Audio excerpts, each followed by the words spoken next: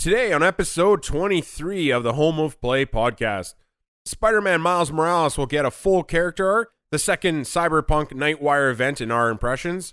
PS5 is almost confirmed for November, thanks to Microsoft. All that and more. Let's hear that intro.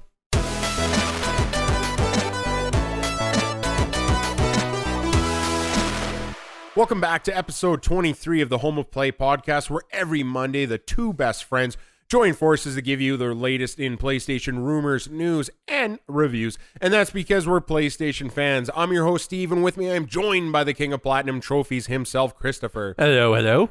If you like this and would like to support the Home of Play podcast, please help make others aware through the power of word of mouth. Every month we are growing, and it's all because you lovely gamers helping to spread the cause. If you can also subscribe on your podcast service of choice and rate us 5 stars on iTunes or any other podcast service that allows it, it would be extremely appreciated.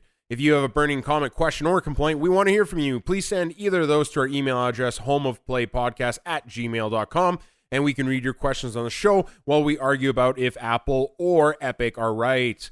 Today we have 9 news articles to discuss, but before all that, we are going to talk about what we've been up to this last week. Chris, what have you been up to? Not too much. Work's been busy, so I haven't gotten too much gaming in.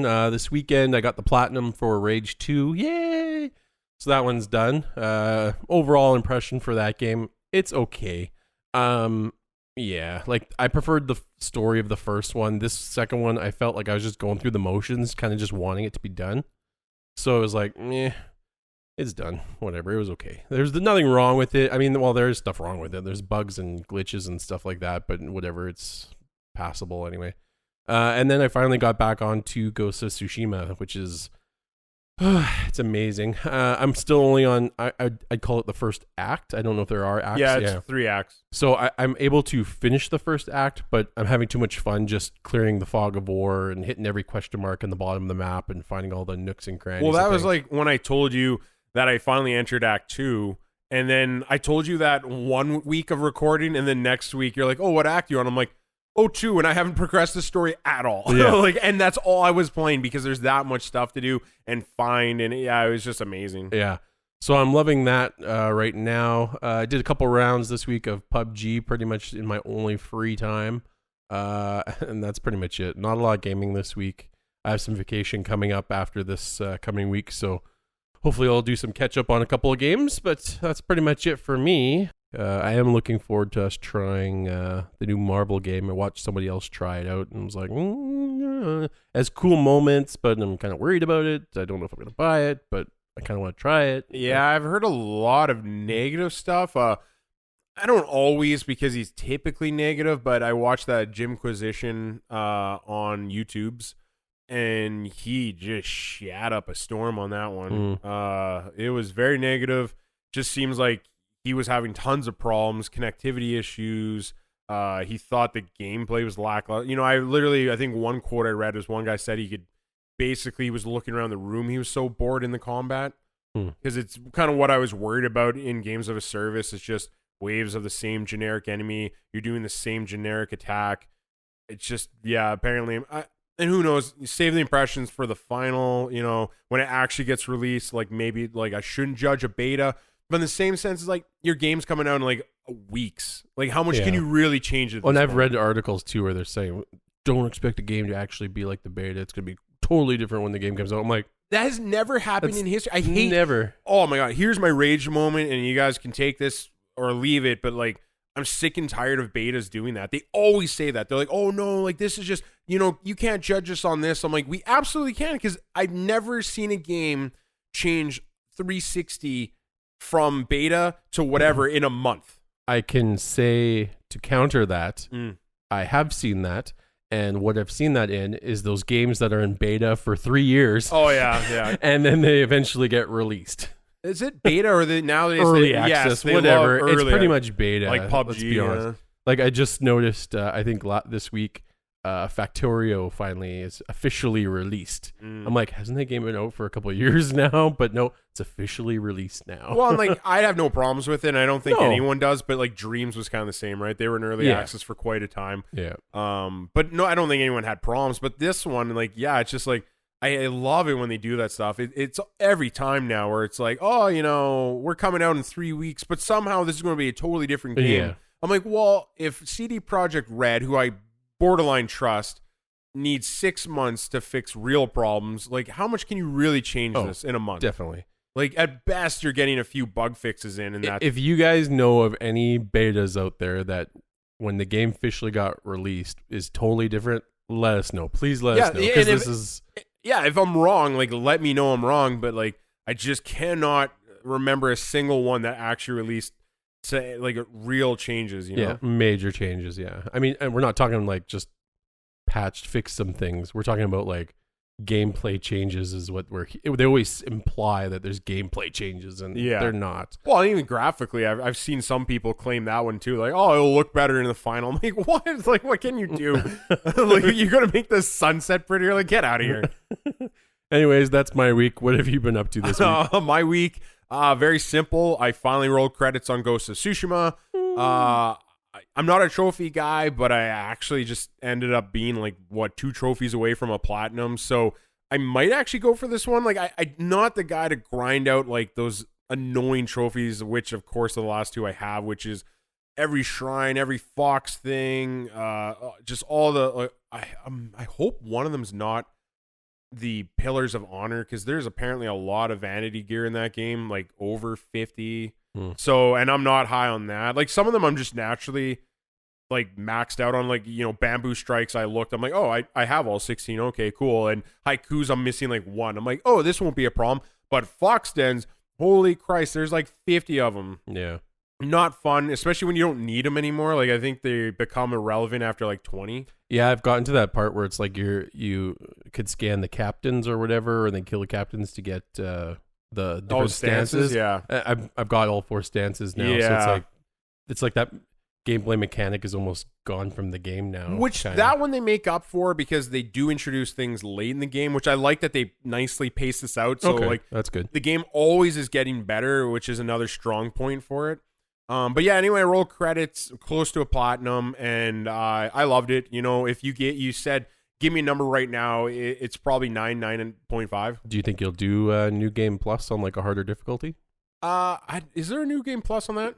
I'm sure it'll be coming. If it comes, I will probably do New Game Plus. Okay, I'm sure it'll come. I really enjoy that. It's, you know what? It's my second favorite open world not RPG. Well, I guess you could kind of argue. You can make that argument. Game you're playing, but open world game, it's probably ranking number 2 now for this generation, only below Witcher 3. Yeah. Okay. But I would actually say if combat, the weakest point of Witcher 3 is combat, and the highest point of this game is combat. So it's funny how they took that. Yeah, polished in other ways, but yes, exactly. So I loved it. I cannot speak higher of it. It's such a good game for an open world game, and aesthetically. Like, what's that little Italian baker guy?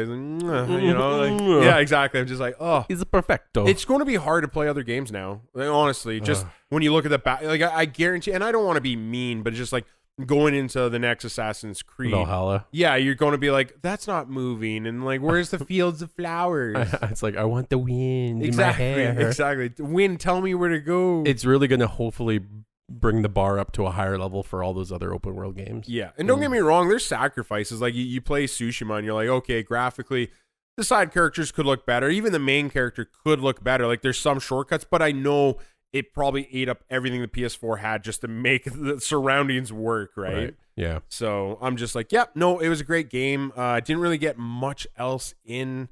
There were thoughts of finally starting up Persona 4. You got to finish Royal still. I know.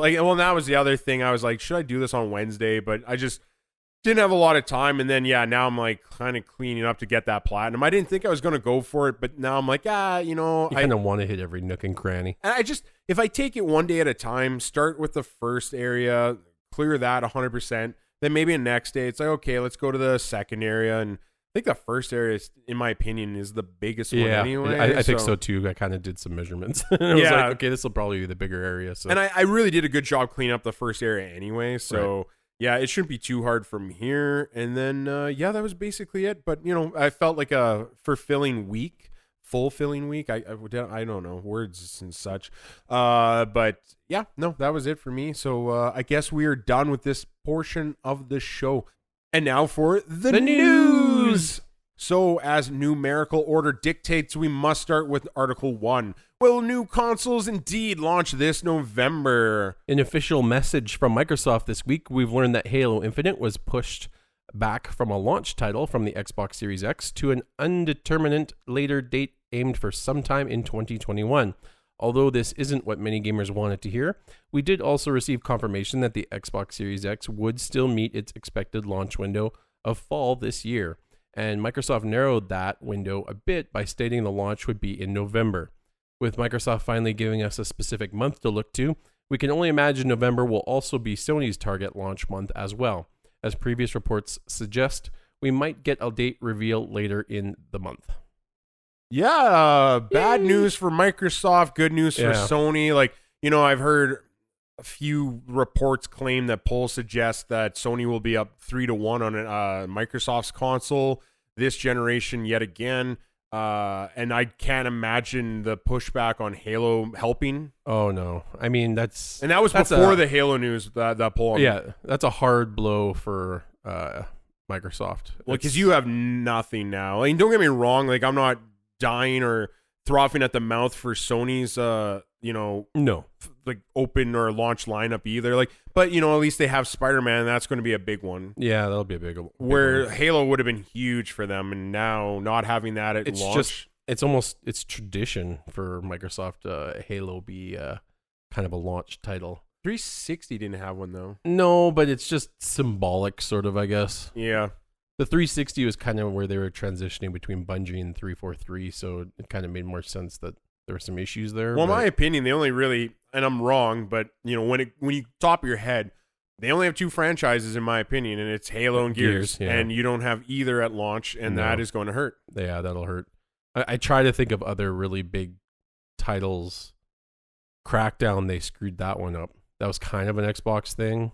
I mean, it was Xbox, but you know what I mean? It was like, it almost held up to a certain standard, but then the latest one just was a flop from what I've been hearing. So, it's, I mean, at least we get our window narrowed down to November. I mean, everybody kind of, I think, we already knew it was going to be November, but to actually see someone from Microsoft or Sony say November, it's like, okay, good. Yeah. Good. Our confirmation is confirmed. Like I said, they always want to come out before Black Friday. Yeah. So, it doesn't surprise me. I don't think too many are, but you're right. It's exactly what you said. It's just finally some confirmation, some talking, like, you know, words and confirmation. I know. It's about goddamn time. If we could just get a price, you know. Price. Me. I mean, it's like, some of us were just like, we don't even care what the price is at this point. It's just confirm it. Just confirm it. Yeah, just let me know how much I'm putting aside. Yeah, so we can start putting aside. Like, the closer it gets to the date, it's going to be much harder for people to put that money aside. Yeah. If you only tell people a month in advance of what the price is, it's like that doesn't give people time to save up. No, and well, especially, like, I don't know about other people's families and their inner workings, but, like, the closer you get to Thanksgiving, your own Black Friday deals, Christmas. You want Christmas. I said, like, you know, you need to know how much you're putting aside. Like, if you got kids, I mean, A, God help you. But B, you need to know how much money you're putting aside for that too. Some people have that limit where you see it's like, okay, the next console is $600. They're like, no, I can't possibly get that much money. Even if I start saving up now, I can't get that money for Christmas and all the other stuff. Well, and like, just for that. I know some people have excess cash nowadays because of COVID, but there's just as many that are hurting worse that just don't have any. So yeah, you're absolutely right. I'm very curious to see how well the sales do. I mean, you don't hear from Microsoft, but you sort of get a feel for it based on people's reporting. By their lack of phrasing and they're talking about it, you get a feel for it. Yeah. Okay, on to Article 2. In a galaxy so far away, it will never see the light of day. You know when I wrote that, I didn't know it rhymed, but it pleases me more now. I'm just like, I'm so good at rhyming that I don't even have to try. That was my delivery. I thought it was pretty good too. It was pretty good. In a recent interview with MinMax by IGN, ex-Visceral game producer Zach Mumbach, if I'm pronouncing that right, I hope so, opened up about his thoughts on the canceled Star Wars game codenamed Project Red Tag that he and his fellow team were working on for EA. before they had to pull the plug on the project. The game development team was led by Amy Henning's former creative director for most of the Uncharted series at Naughty Dog. Zach spoke about the unreleased title he was working on. I'm quotes here, sorry. I'm thinking this is effing Amy Henning. We have a chance to make the greatest Star Wars game ever made and a possible Game of the Year contender. When asked on his thoughts on what the final game could have developed into, he had to say this: I think we would have made the best Star Wars game ever made.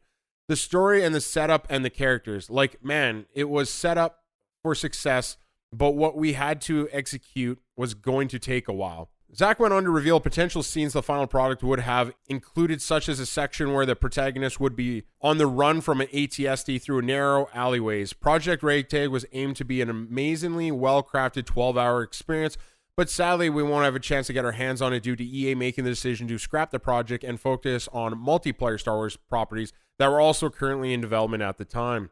Does this make you sad or happy? So I'm not the biggest Star Wars guy, but I mean, shame. I appreciate a good Star Wars game. I haven't played fully the recent, what was the most recent one? The Fallen Order? Yeah, I played a little bit of it because I had Game Pass for a while, but then it expired, so I didn't get that far into it. But I liked what I saw. It was kind of like a Dark Souls-esque. Yeah, it was weird. There was highs and lows of that game. Yeah. Like, I think when I first turned it on, I liked it. And then I was like, whoa, wait, no, I don't like this. And then it like some of the story arced up again. So I'm like, oh, no, maybe I do. And then, I'd say the last third of it just, this is not good. It was very odd, like why they wanted to try to be Dark Souls, but not do it well. And I've done the Battlefront games when they came out. So that obviously they were both pretty rough when they first came out. I haven't played them since then.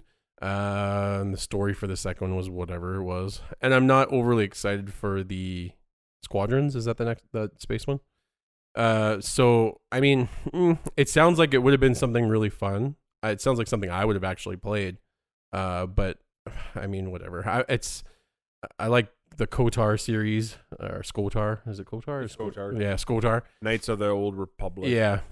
So it's those ones were awesome. I want to see another one of those. That would be really cool if we could get another one of those. Rumors are there's a third in development. That'd be sweet. I would love that. So I mean, honestly, even if they just remade one or two, I'd be like a remake or remaster, even I'd be happy with. Yeah, because I could even sit down. Like those were so good back then. You could even turn them on now, and they still look pretty decent and they're fun.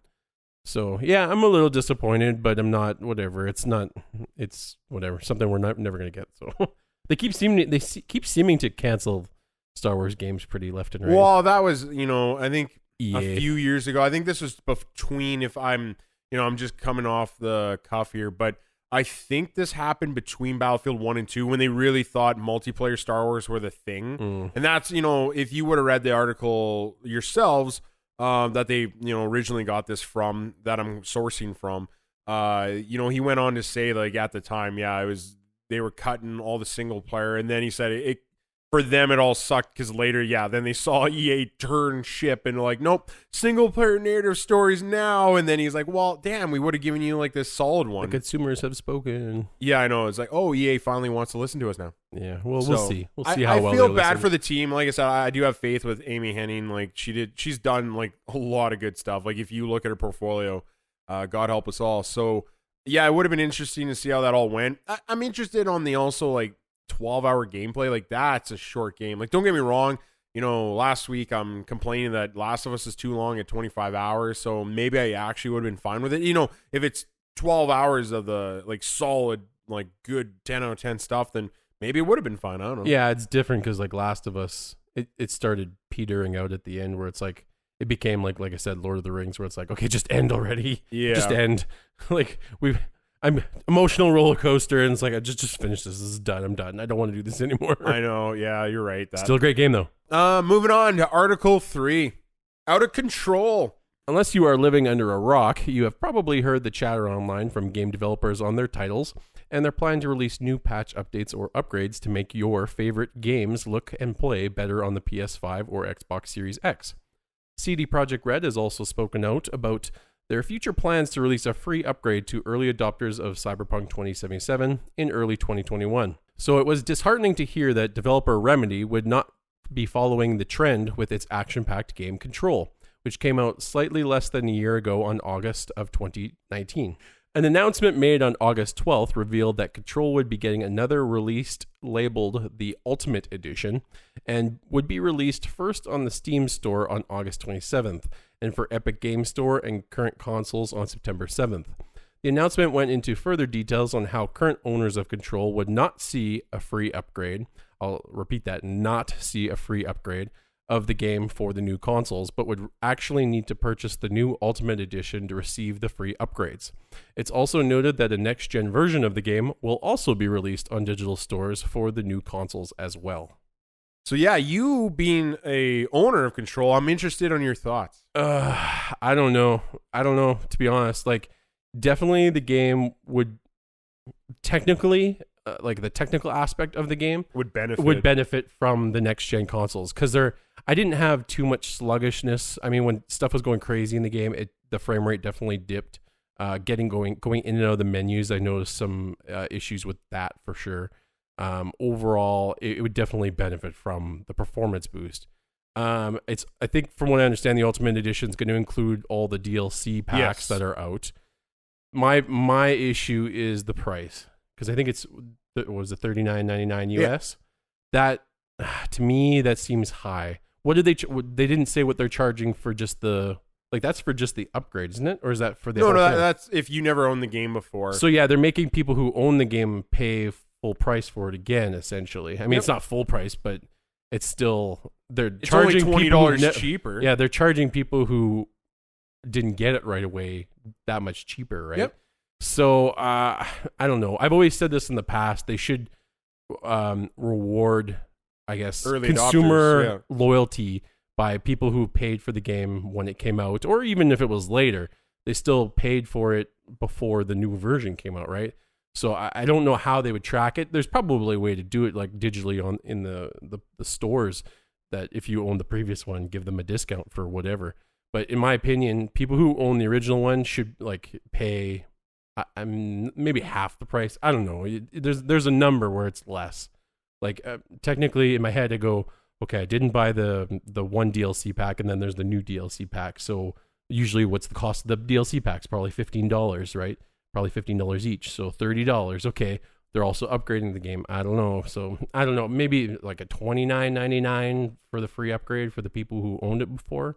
I don't know. That's just kind of where my head goes. I don't think it's fair to charge people who have already purchased your product full price for pretty much the same that anybody off the street can buy it for. I don't know. Just to me, it just doesn't seem like the right way to do it. I'm on 100%. Well, not 100% with you, but I'm very close to you where someone like me who's never purchased it before can now wait for my PS5, get that version, and then I'll have all your DLC, and I'll have it working on the PS5. I'll have all these upgrades, and I'm ahead of you, and I spent less money than you. Like, it just seems shitty. It's amazing for you. Yeah. Because you didn't buy the previously. So this is where I go, where I'm like, okay, you're pissing off your original clientele. You're almost de-rewarding them. Like, I know that's not a word, but I just felt like using that one. And it seems all around like a terrible decision. I think if you're going, like, you don't, as a developer, you do not have to upgrade these games. You can just make them backwards compatible, leave it at that. And I guess we all would just have to eat that. But my other thought is, like, if you are going to go all the way out, you're going to make this and you're going to make it work better on PS5, have some upgrades. Okay, fine. You didn't have to do that. But, like, everyone else is doing this for free. So I'm like, if you needed money from this, and I don't know, there's financial situation, but then why not make whoever bought Control, the original, and, like, I don't know, maybe this is a crazy way of thinking about it, make that work on the PS5, free upgrade for people who have already owned it. That's madness. But then charge extra for the DLC if you want that after the fact. So illogical. I know, right? How do you even follow that logic, Steve? I know. So it's just like, it just seems like reward your fans, and they're more likely going to buy your future properties. But piss on them like this. Yeah. And they're probably not. They're going to look at you like, you know, I don't know, maybe I shouldn't throw other people in the bus, but like Activision, Blizzard, well, Blizzard's Activision, EA, like, you know, just money grubbers. Yeah. and Epic and Apple. It's so easy.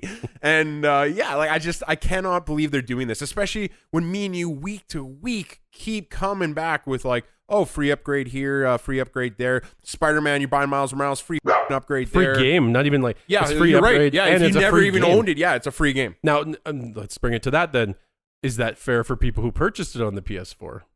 Doesn't make him rebuy it, so it's more fair than this. Ding, ding, ding. There exactly, you go. Right? So it's just, it's not, you got to have your loyalty to your fans who spent the full price on the game, or even if they waited for a discounted 20% off, still. And honestly, like, I don't know, I guess there's a separate side that, like, maybe this is too mean, but there's almost a second argument where it's like, well, you released this game, and it didn't really work for consoles. Like, it apparently had the best shot ever on the Xbox Series X, but for the rest, like, especially if you try to play this game on a Generation 1 PlayStation 4, that would not be good. So it's like, and maybe I'm just selfish, but I feel like you almost owe us a better running version. So give the free upgrade. Yeah, I agree. Damn. Moving on to Article 4, not for sale. As we have reported previously, news of WB Game Studio was rumored to be for sale as an attempt to help with the mass debt AT&T, go figure, has managed to accumulate. Fortunately for fans of the game studios, this week Warner's Media CEO Jason Kalal has sent out an email to staff and public alike touching on the future of the gaming studio currently helmed within the company. The email mentions company-wide changes and layoffs, but also, in quotes, Warner Brothers Interactive remains part of the studios and networks group. Companies such as Microsoft, EA, and Activision were all supposedly interested in purchasing the game division, but it looks like the offer is no longer on the table, or at least for now, until AT&T acquires more debt. Ha, ha, ha. Can you hear me now, motherfucker? That's a blooper. Was it? Yep. This is good. Awesome. I was so scared of Microsoft having all these games I love exclusive. This isn't a surprise though to me, because it's like I thought their gaming studios for Warner Brothers is like the only thing that was profitable. So apparently, so it's like, why would they be selling their only actual profitable network? Yeah, so I just wonder if it was just a ploy to see if people were interested, to see, like, I don't know if people were actually saying, we'll spend this X amount of money on it. That maybe they just wanted to see what other people valued their company as, just to, I don't know, judge it and what they want to do with it, I guess, or see if it was people were actually interested in it, I guess. Honestly, I don't know about that, but yeah, maybe they were like, hey, we're thinking of selling. Then they got all these offers and like, there must be something here. We have something here. We own something that's value. Yeah, it's like, we could make money then maybe, unlike our freaking phones. So yeah, I don't know, not a big news thing, but I'm just so happy that, well, just, okay, so going exclusive to Microsoft scared me, but almost scarier is like Activision or EA, because like, I'm not thrilled with Warner Brothers. I do feel like they're slightly predatory. Like, my main experience with predatory microtransactions is definitely Mortal Kombat 11.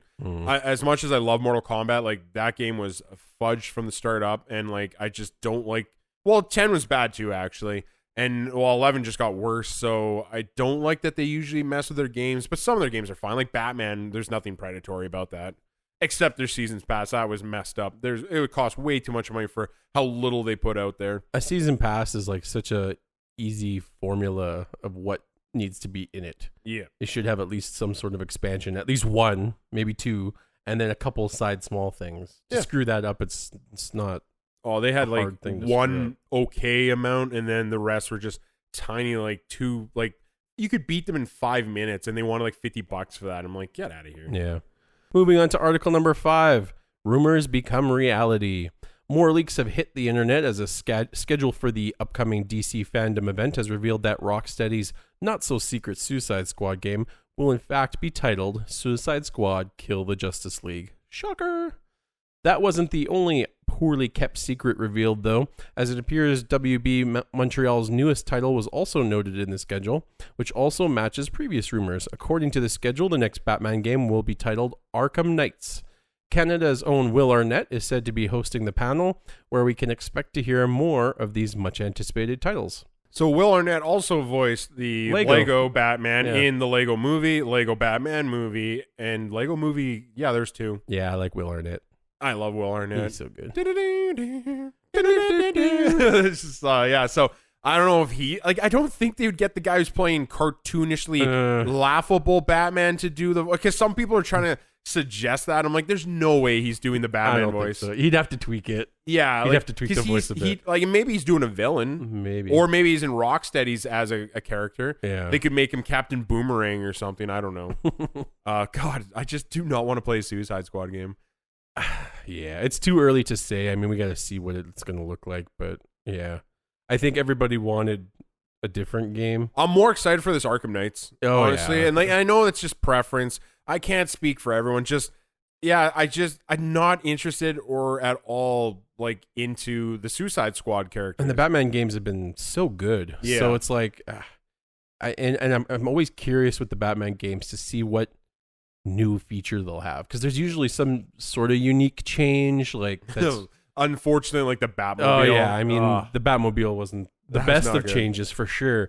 Driving it was fine. I loved I have a way of fast traveling that's a little more fun. It was just and I can shoot out of it. But yeah, the weird tanky bulk loney. Yeah, it just felt weird. But I mean, yeah, Suicide Squad. I'm excited to see more. I'm excited to hopefully have them change my mind. When is the panel? It's I believe next Saturday. Following weekend? Yeah. Yeah, we'll see what happens. I'm sure we'll get a couple more releases or maybe trailers or teaser trailers. Oh, I'm sure we'll get our first for Suicide Squad. I'm wondering how much they'll talk about Arkham Knight though, because Rocksteady is a big boy for them, so I don't think they want to shadow that. Yeah. They don't want to release everything they possibly have this year. Well, probably. And sadly, WB Montreal tends to take the D. It's very unfortunate because I think Batman Origins is easily overlooked, and I think it's better than Arkham Knight. It was, yeah.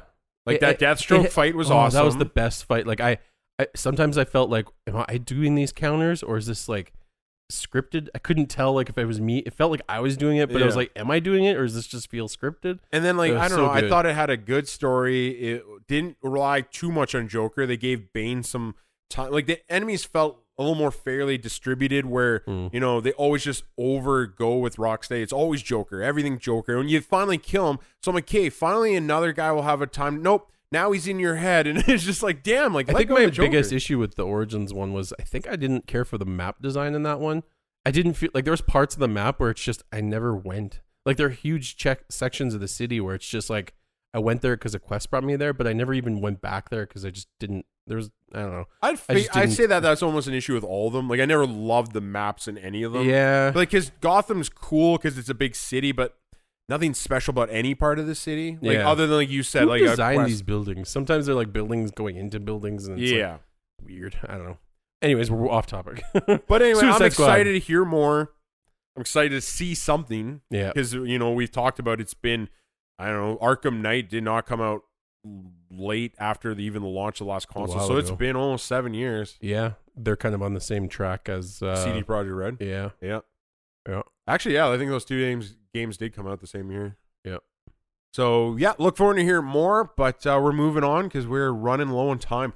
Article 6: Miles Morales will have a full arc, quotes, from the lips none other than Insomniac's creative director Brian Horton, not Tim Horton, just Brian Horton. He probably gets free coffee. This is in quotes. "We really are completing this hero's coming of age in our game. It is a complete story." He went on to add, "We realized that with a little bit more of a compact storytelling style, we could tell a very emotional, impactful story that would fit really well in an experience that would take Spider-Man and Miles Morales and do justice to this character."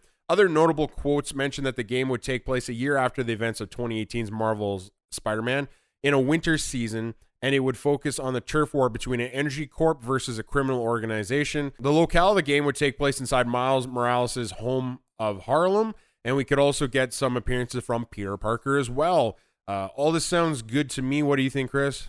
The Spider-Man game was great. Super excited. And the fact that it's in Harlem, maybe we'll see some maybe some guest appearances. Maybe we'll get a Daredevil or something. Who knows? That'd be awesome. Wouldn't that be a surprise? But yeah, we'll see. I'm excited. My only thing is like in the quote there when he goes a little more of a compact storytelling style. I'm like, well, it's arguable to say Spider-Man 2018 was short. So if this is compact to them and that wasn't, are we getting a 10-hour story? I don't know, maybe less free roam, but then you're kind of taking away from what Spider-Man is. Spider-Man is about free roam, so maybe it's just going to be less story, more collectibles. And I like the winter aspect. Like, that might be cool. I don't think they've done a winter Spider-Man. No, I don't think so. So, yeah, no, I'm excited. It's good. Yeah, it sounds good to me. Like, again, I'll still be getting this day one because it's a Spider-Man game, and I need to swing around and act the fool, so... Should be good. Moving on to article number 7. Marvel's Avengers roster may be growing in numbers. According to Reddit user 6+4=52, who claims... Which it doesn't at all. I've done the math. You've double checked it? I double checked it. Did you pull a calculator? There's no divider times that equals that number. Who claims to have data mined the Marvel's Avengers demo. We can expect to see some future additions joining the ranks of potential future character DLC. In the data, characters' names such as Kate Bishop, She-Hulk, and War Machine show up. Nothing is obviously confirmed here, but it sounds pretty likely that you can look forward to playing some new recruits after the Marvel's Avengers launches in September. Yeah, not a big thing. Kate Bishop, I didn't even know who that was. Sounds familiar. She's apparently the female Hawkeye later, like when he retires.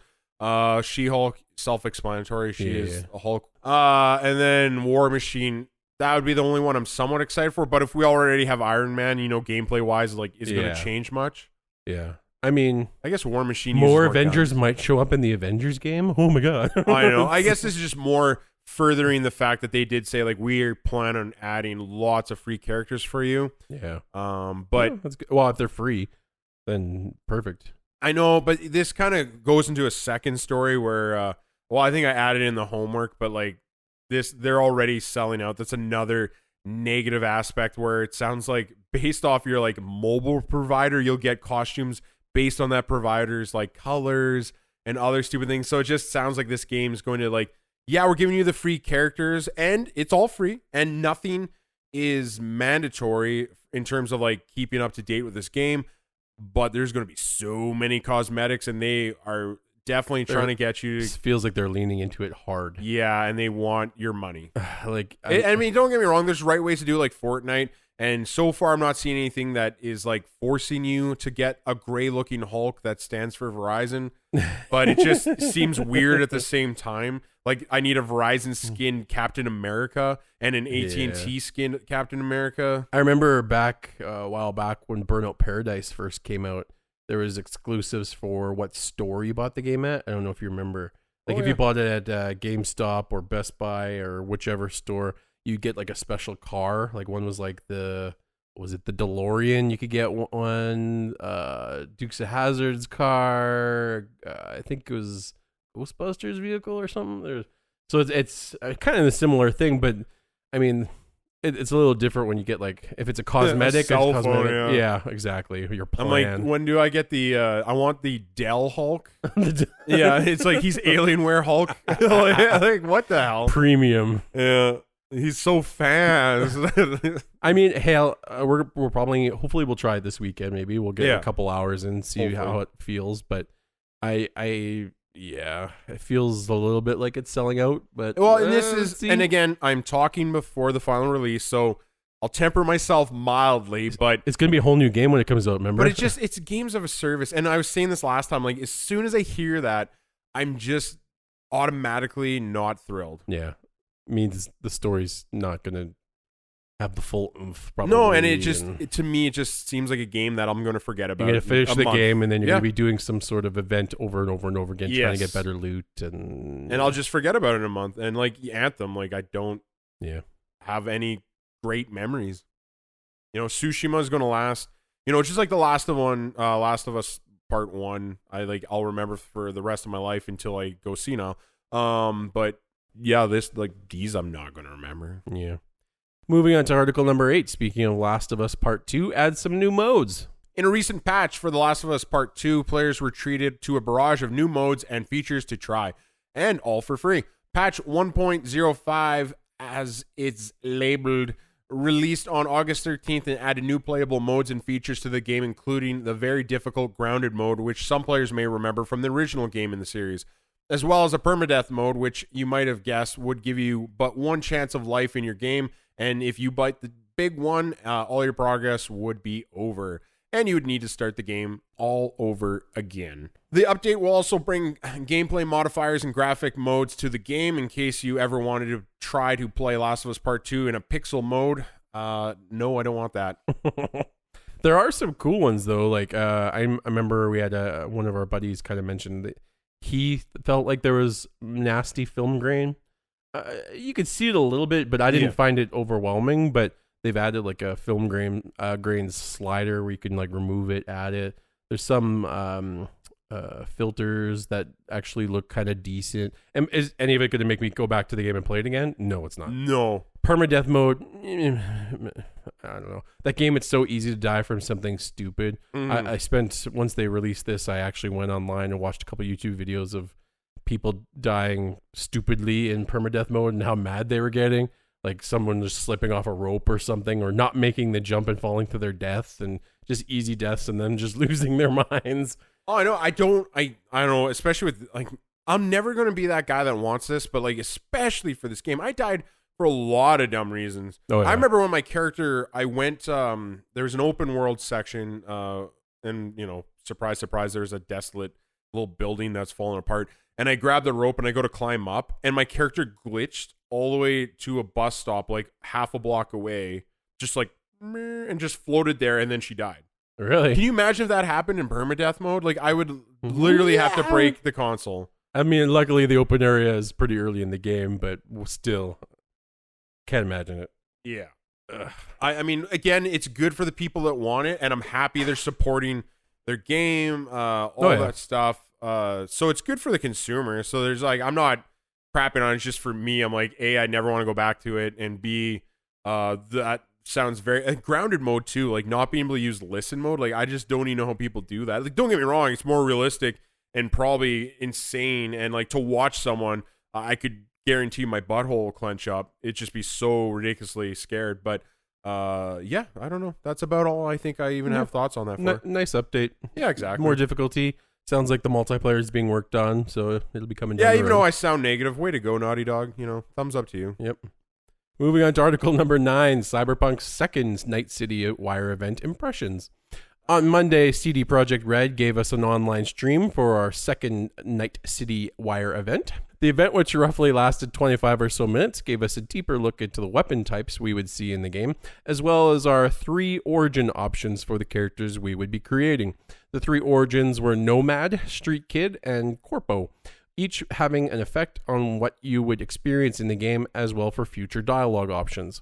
The event also went over music creation for the fictional band led by Johnny Silver and Samurai. So yeah, I don't know. We don't have to go over this forever, but it definitely spent a little too much time on the audio, in my opinion. The first event did that too. They focused on some things that just like, okay, an anime, Netflix. I mean, it's cool, but they did a deep dive on the weapons, explaining, you know, the different types, and they're like, oh, this one's kinetic energy, so it can blast through things, and yada yada yada. I don't know. I didn't love this one. I felt like it seemed like the weakest in terms of like showing gameplay. It showed some, but then I was like, the gameplay itself didn't seem fun to me, which again is a complaint I had with Witcher 3. I just thought combat, though wasn't the worst thing I've ever played, wasn't the strongest suit, and now, you know, I kind of feel the same about this. Other than that, yeah, I think me and you were talking about this previously, but the origin stories, also I have a bad taste because I'm not a Mad Max guy, so Nomad doesn't speak to me. Corpo seems completely unrealistic. I just don't see a corporate guy, unless they really write this perfectly. I just don't see how he's going to get fired one day and then just start murdering, jumping out of windows, stealing cars and prostitutes, and doing drug smuggles. So I'm having a hard time picturing that. So I kind of feel like I'm forced into Street Kid. Yeah, I definitely am going to be choosing Aladdin's route. Yeah. I played too many Mad Max games, so I don't need to start an origin story there. At least, who knows? Maybe the game's so good I'll play it multiple times. Here's hoping. But I played enough Mad Max games. I don't feel like doing that route quite again. So, Yeah. I'll play as Aladdin, and that's what I will call my character. Good call. And the Corpo one just seems, like you say, it doesn't seem At as least for realistic now, unless they write it in a certain way. But yeah, it's just right now, just the way it was presented didn't seem believable to me. yeah. And with these games, I want a believable character that I'm just deep into. Mhm. But that is it for our 9 articles. We got through those in a reasonable amount of time. So yeah, we're getting to our homework portion of the show. We do this each week, and these are the articles that we just did not have time for. So we try to give you places to find good articles to read to educate yourselves a little bit more. So we're going to start, Chris is going to start this one with the first. Yeah, the first one, Splinter Cell's Sam Fisher is going to join Rainbow Six Siege as an operator named Specialist Zero. The article can be found on IGN. I believe this is coming out within the week, if I'm not mistaken. Yeah, I believe. But they haven't specified, because it'll be 2 characters. They haven't said who the other character is going to be, and they haven't really specified if he's going to be an attacker or a defender.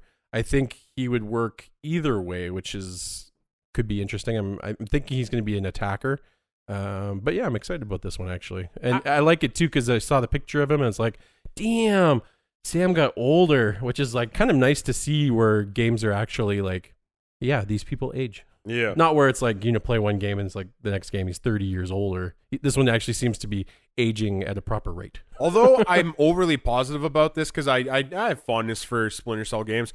I'm just also sad because it seems like Ubisoft just keeps teasing everyone that wants him to come back, but then nothing ever happens. No, he'll get his mobile game in the... Yeah, I know. And that's the thing. They just keep doing that. I'm like, just give them a Splinter Cell as a game. Like, there's so many people that want this, and myself included. Oh, like, yeah. Even if it's exclusive to Microsoft, I would definitely pick it up on PC. Yeah. And so anyway, going on the next one. This is the one that's going to hurt my heart. Vampire the Masquerade Bloodlines 2 delayed till 2021. This one's on Game Informer if you want to read more, but it's pretty self-explanatory. It's just not coming out this year.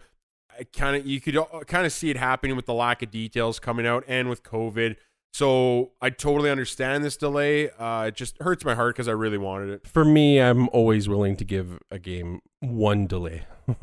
More than that, then it's like you're pushing it, buddy. Well, no, and I'm with you too. I think I was the same. Like I was sad when Cyberpunk did it, but then it was like the second and then the third time. Then I was starting to be like, okay, you got the time. Yeah. Marvel's Avengers reportedly features cosmetic content tied to network providers and other retail brands. This article comes from Destructoid. So this is what we touched on, but if you want a little more information, see the pictures that we were making fun of before, you want to see your Captain America in his Verizon gear or his AT&T gear. Comcast. Yeah, basically, if you want to make fun of them like we did, go check out that article. Nothing crazy. EA Play is the new name for EA Games subscription service. This one's on Destructoid, and yeah, it's basically another self-explanatory one. EA's changing its title to EA Play instead of EA Origins because nobody likes Origins. I heard they did it because our podcast is called Home of Play. Ooh, you're stepping on feet here, bud? Feeling a little stepped on, just saying. Capcom is undecided about whether it's charge $70 for next-gen games.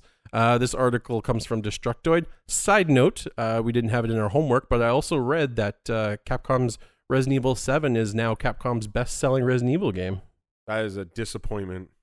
Really? Yeah. I mean, it's 7's not their best Resident Evil game. It's definitely a different game. It's a different game. It's different than any of the others by far. But it's like, do you want to fight old people that have too much mold, so much mold that it comes to life? I touched a nerve. No, I'm not going to. It's not like my anger for Final Fantasy 7. It's a different type of game. And I watched you play it, and I don't think it deserves less than, like, from what I saw. I think, it looks like a solid 7 or 8. It definitely, I think, helped push the VR stuff, too, a bit, because it's definitely a very good VR experience. Absolutely. The only thing, it's just like, what I took from a lot of people is when they revealed 8 and everyone's like, oh, it's Ethan again. Yeah. And I'm like, well, there you go. True. So how is this like, the greatest? Well, and that's not even what this is saying. Nope. But, it's just in my head. I'm like, oh, really? This is the one that's going to be remembered as the top sells? Yeah.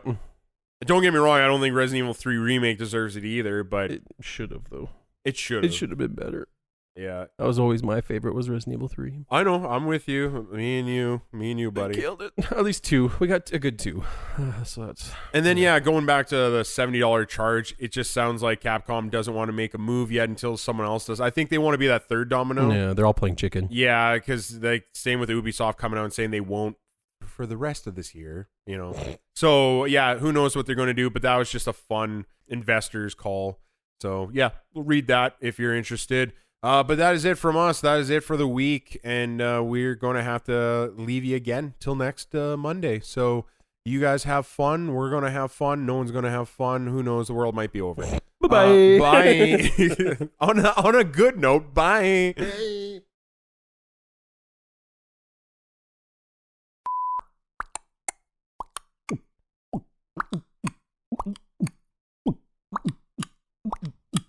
I kind of always wanted to do like beatboxing. Yeah. Like you listen to some of the professionals and it's like, Oh, I know. I could do that. And then you try it and it's like, no, I couldn't do that. No, I think I didn't carry a rhythm.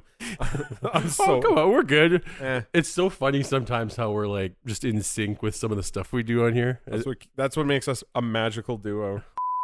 It's kind of basic, but what they did with him and his uncle saved that game. And even like, I won't spoil things, but like it's good. Like the especially Act 3 shit, it like did oh my god, the ending's great to me. Like I totally called it though. It's fucking Japanese Batman. Wait. I am the knight. I am the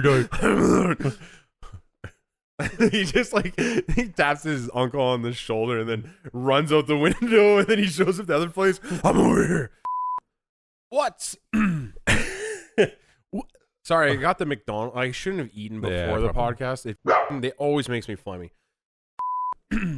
Today we have, was it 8 or 9? 9. Today we have 8. God damn it. I failed. Still a great game. Lord of the Rings? No.